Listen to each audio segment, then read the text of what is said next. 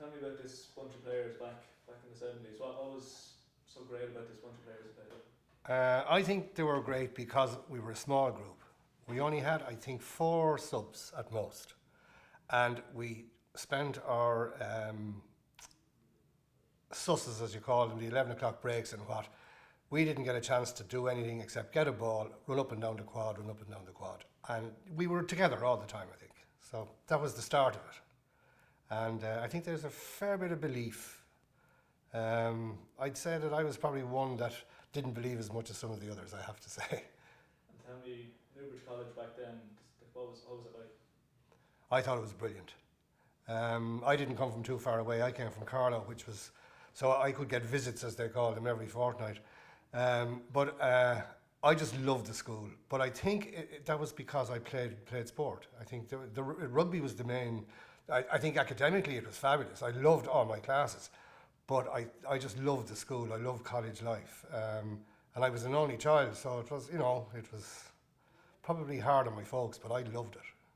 When you got into that, into that 1970, into that year with that senior cup team, what were the ambitions? Did you think you could do it? Yes, I think we had come so close in 1969, and I played on the wing in '69, and we were beaten by Mary's, very unlucky, 9-8 in the semi-final, and I suppose we had that little bit of experience going back in 1970. But I have to say, and I'll be killed for this, I thought the 1969 side was so strong. I didn't think the 1970 side would be as strong, but I was proved totally wrong, because we were, actually looking back on it now, we were much better, I think. And as it gathered momentum that year, did the belief, you kept believing that year? Yeah, I think you go out to every cup match and you believe you're going to win. I think that's the whole thing. Nobody doubts that you're not. So you don't think too far ahead. You take it seriously, match at a time. That's the way we did.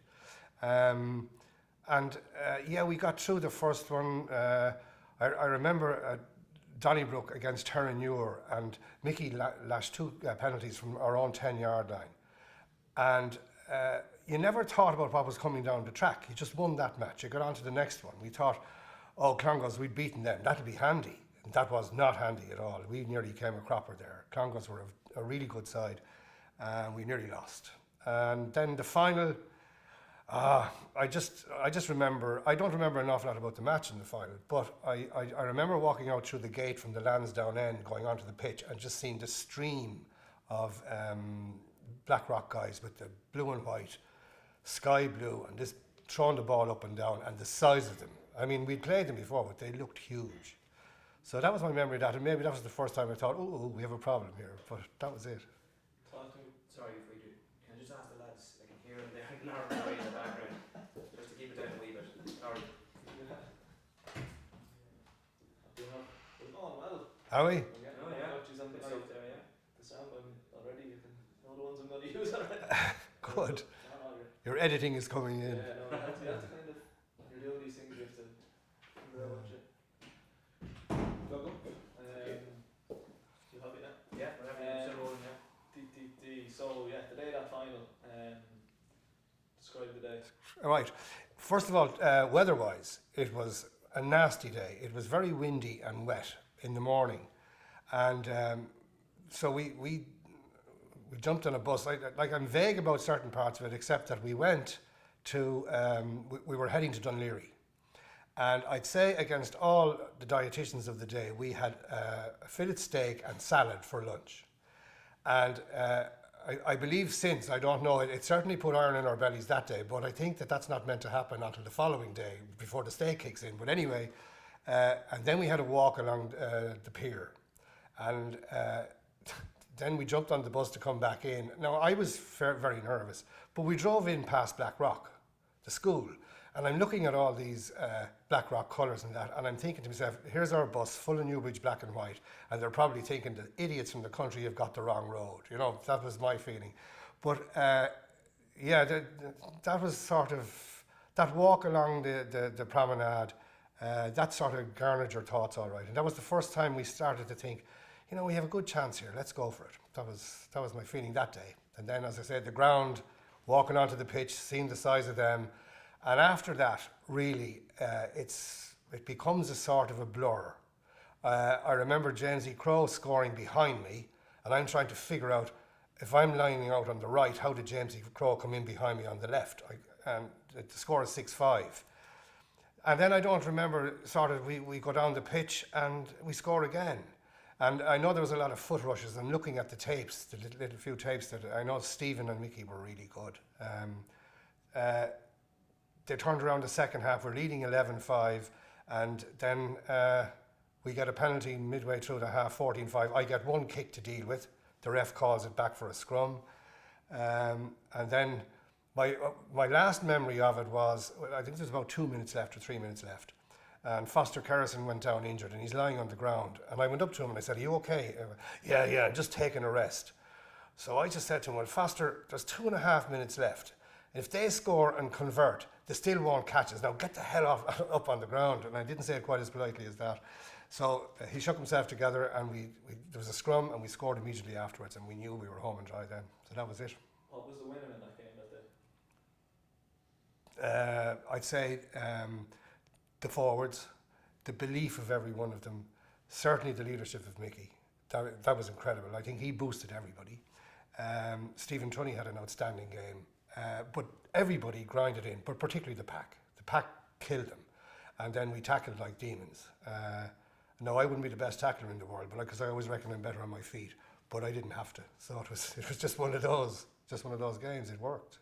When the final whistle is blown, what are the feelings? You're just, I don't know. I looked around for my friends. Like, there was a lot of friends from Carlo. There was a lot of friends.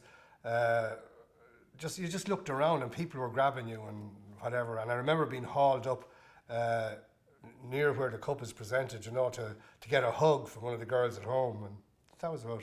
After that, then, that night, I think we're living on it for 50 years since. I think that's the lovely thing. I have 50 years of glory, and unfortunately the team haven't won since. I think they should have, particularly against Roscrea a couple of years ago when they were beaten in the semi-final. But we've been living on that. So that feeling from when that whistle went till now, I still have it.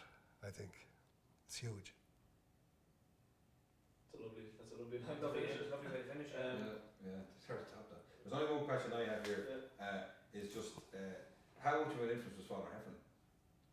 Oh, I left out Father Heffernan in the sense that he had just this way of speaking to you, and regardless, he had a word for each position, and I only know mine.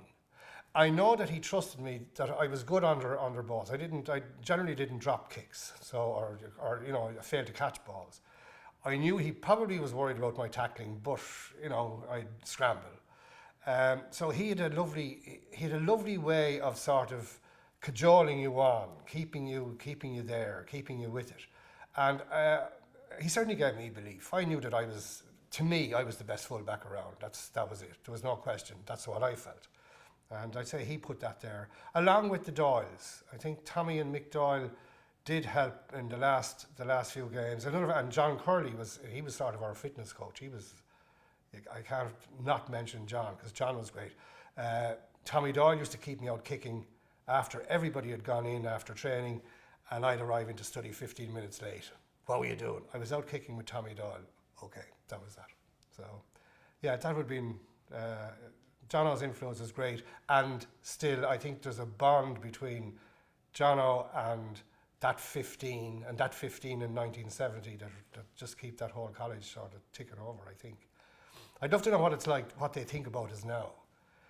When we presented the cup back to the school, and somebody mentioned, the team from 1942 are here. I expected these guys to come out on Zimmer frames. And I mean, really, they were only 46, 48 years of age, but that was really, really old. And look at me now, after 50 years, so there you go.